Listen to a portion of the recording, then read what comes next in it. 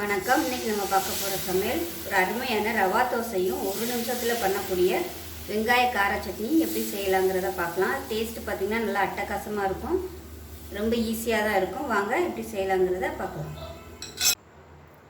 இப்போ ஒரு மிக்சிங் பவுல் எடுத்துக்கலாம். இதில் 1 கப் அளவுக்கு ரவை சேர்த்துக்கலாம். எந்த கப்பில் எடுக்கிறோமோ அதே கப்பில் அதில் ஒரு அரை கப் அளவுக்கு கோதுமை மாவு சேர்த்துக்கலாம். அதே மாதிரி அரை கப் அளவு அரிசி மாவு சேர்த்துக்கலாம். 1 டேபிள் ஸ்பூன் அளவுக்கு கார்ன்ஃப்ளவர் மாவு சேர்த்துக்கலாம். அரிசி மாவு கார்ன்ஃப்ளவர் மாவு நல்லா கிறிஸ்பியாக வரும். 1 டீஸ்பூன் போல் மிளகும் சீரகம் 1-2 பொடி பண்ணி வச்சுருக்கேன். முழுசாக போடுறத விட இந்த மாதிரி பொடி பண்ணிட்டிங்கன்னா நல்லாயிருக்கும் சாப்பிடையில். அதே மாதிரி கொஞ்சமாக 1 டேபிள் ஸ்பூன் வர அளவுக்கு பொடியாக நறுக்குனா கருவேப்பிலை சேர்த்துக்கலாம். அதேமாரி 1 டேபிள் ஸ்பூன் பொடியாக நறுக்குனா கொத்தமல்லி. இது எவ்வளோ விருப்பமோ நீங்கள் அதுக்கு தகுந்த மாதிரி சேர்த்துக்கலாம். 1 டேபிள் ஸ்பூன் வர மாதிரி பச்சை மிளகாய் பொடியாக கட் பண்ணிட்டு சேர்த்துக்கலாம். அதே மாதிரி கொஞ்சமாக இஞ்சி பொடியாக நறுக்குனதை சேர்த்துக்கலாம். நல்லா ஒரு 2 டேபிள் ஸ்பூன் வர மாதிரி பொடியாக கட் பண்ண வெங்காயம் சேர்த்துக்கலாம். வெங்காயம் முடிஞ்ச அளவுக்கு நல்லா பொடியாக கட் பண்ணிக்கோங்க. இப்போ இதில் 3 கப் அளவுக்கு தண்ணி ஊற்றிக்கலாம். எந்த கப்பில் எடுத்தீங்களோ அதே கப்பில் 3 கப் அளவுக்கு தண்ணி சேர்த்துக்கலாம்.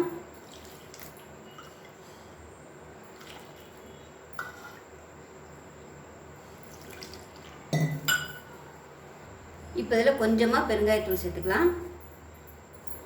இப்போ இதை நல்லா கலந்து விட்டுக்கலாம். அரை டீஸ்பூன் உப்பு சேர்த்துக்கலாம். இது மாதிரி விஸ்கு வச்சுட்டு கலந்துக்கோங்க. அப்போ தான் உங்களுக்கு நல்லா கரைபடும், இல்லைன்னா கட்டி கட்டியாக இருக்கும். கரண்டியில் ஒட்டிக்கிட்டு கரைபடாது. இது நல்லா கலந்தாச்சு. இப்போ பார்த்தீங்கன்னா இந்தளவுக்கு இருக்குது. இது நல்லா ஒரு 20 நிமிஷம் நல்லா ஊறட்டும். அதுக்குள்ளே நம்ம ஒரு சட்னி ரெடி பண்ணிக்கலாம். இப்போ ஒரு மிக்ஸி ஜார் எடுத்துக்கலாம். பெரிய வெங்காயமாக 1 எடுத்துருக்கேன். இது மாதிரி கட் பண்ணிவிட்டு சேர்த்துக்கலாம். இது கூடவே 3 பல் பூண்டு சேர்த்துக்கலாம். 1.5 டேபிள் ஸ்பூன் மிளகாத்தூள் எடுத்துருக்கேன். உங்களுக்கு காரத்துக்கு தகுந்த மாதிரி சேர்த்துக்கோங்க. சின்ன நெல்லிக்காய் சைஸுக்கு புளி சேர்த்துக்கலாம். ஏன்னா நம்ம தக்காளி சேர்க்காதனால புளி சேர்த்துக்கலாம். இப்போ தேவையான அளவுக்கு உப்பு சேர்த்துக்கலாம். இப்போ நைஸாக அரைச்சிட்டு பார்க்கலாம்.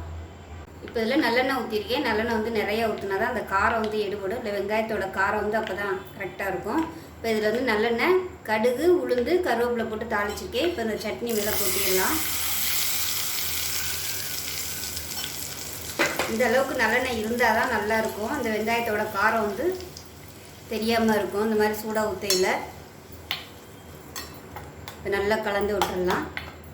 அவ்வளோதான், அருமையான வெங்காய கார சட்னி ரெடி ஆயிடுச்சு. ஸோ ரொம்ப நைஸாக அரைச்சிக்காமல் இந்த மாதிரி அரைச்சிக்கோங்க. அவ்வளோதான், நமக்கு சட்னி சூப்பராக ரெடி ஆயிடுச்சு. காரம் உங்களோட காரத்துக்கு தகுந்த மாதிரி நீங்கள் கூடவோ குறைச்சோ சேர்த்துக்கலாம். இந்த சட்னி நான் அன்றைக்கி நல்லெண்ணெயில் தாளிச்சிருக்கேன். உங்களுக்கு விருப்பம் இருந்தால் நீங்கள் ரீஃபைண்ட் ஆயில், கடலெண்ணெய் எதுனாலும் நீங்கள் யூஸ் பண்ணிக்கலாம்.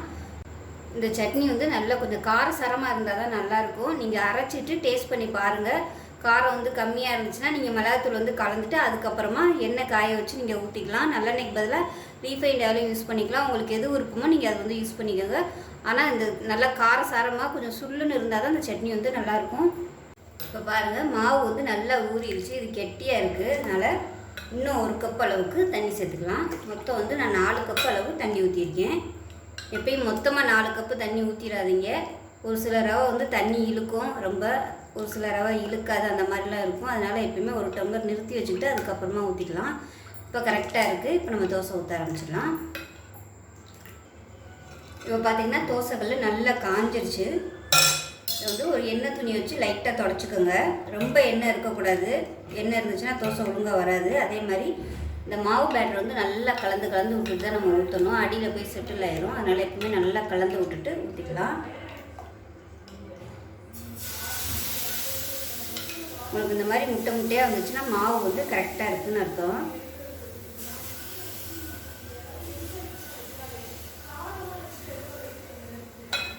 வேகட்டும். வெந்ததுக்கப்புறம் மேலாப்பில் எண்ணெய் விட்டுக்கலாம். மாவு கொஞ்சம் நல்லா வேக ஆரம்பிச்சிருச்சு. இப்போ இந்த ஸ்டேஜில் மேலாப்பில் எண்ணெய் விட்டுக்கலாம். நார்மலாக ஊற்றுற தோசையை விட இதுக்கு எண்ணெய் கொஞ்சம் நிறையா செலவாக தான் செய்யும். இது மாதிரி கரண்டியில் ஊற்றி விட்டுட்டு மேலாப்பில் இந்த மாதிரி லைட்டாக தடவி விடுங்க. இது வேகிறதுக்கு டைம் ஆகும். வேகட்டும், மீடியமான ஃப்ளேமில் இருக்கட்டும்.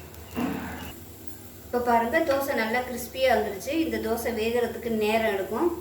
அதுவே வெந்துருச்சுன்னா அந்த ஓரம்லாம் ஆட்டோமேட்டிக்காக எடுத்துகிட்டு வந்துடும். நம்ம அதிலே வந்து தெரிஞ்சுக்கலாம். இல்லைன்னா அப்படி அடியில் வந்து இப்படி தூக்கி விட்டு பார்த்தீங்கன்னா மொறுன்னு வந்துருச்சா இல்லையா, கலர் எப்படி இருக்குங்கிறத பார்த்துட்டு அதுக்கு தகுந்த மாதிரி நீங்கள் அடுப்பு வந்து குறைச்சி குட்டி அந்த மாதிரி வச்சுக்கணும். இப்போ எடுத்துடலாம்.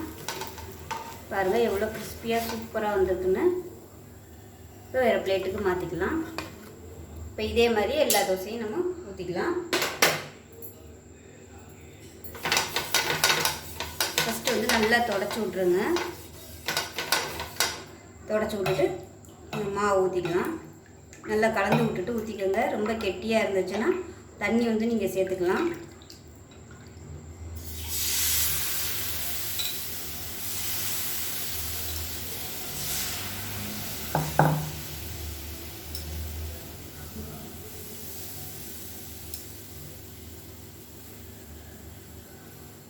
ஊற்றும் போது ஹை ஃப்ளேமில் இருக்கணும். கல் வந்து நல்லா சூடாக இருக்கணும். அதுக்கு ஊற்றுறதுக்கப்புறம் குறைச்சி வச்சுருங்க. மீடியமான ஃப்ளேமில் வேகணும். இப்போ மாவு ஓரளவுக்கு வெந்துருச்சு. மேலாப்பில் எண்ணெய் விட்டுக்கலாம். நான் ரவை எப்பயுமே வேக வந்து லேட்டாகும். பொறுமையாக தான் அந்த தோசை வந்து சுடணும். நார்மல் தோசை மாதிரி நம்ம ஊற்ற முடியாது டக்குன்னு. நம்ம எந்தளவுக்கு தண்ணியாக வச்சுக்கிறோமோ அந்தளவுக்கு தோசை வந்து நல்லா கிறிஸ்பியாக வரும். ஒரு தோசை ஊற்றி பாருங்கள். கொஞ்சம் இந்த ஓரம்லாம் பார்த்திங்கன்னா மொந்தையாக கனமாக இருக்க மாதிரி இருந்துச்சுன்னா நீங்கள் தண்ணி வந்து கொஞ்சம் எக்ஸ்ட்ரா சேர்த்துக்கலாம். இப்போ பாருங்கள், ரெண்டாவது ஊற்றின தோசையும் நல்லா சூப்பராக மொறுன்னு ரெடி ஆகிடுச்சு.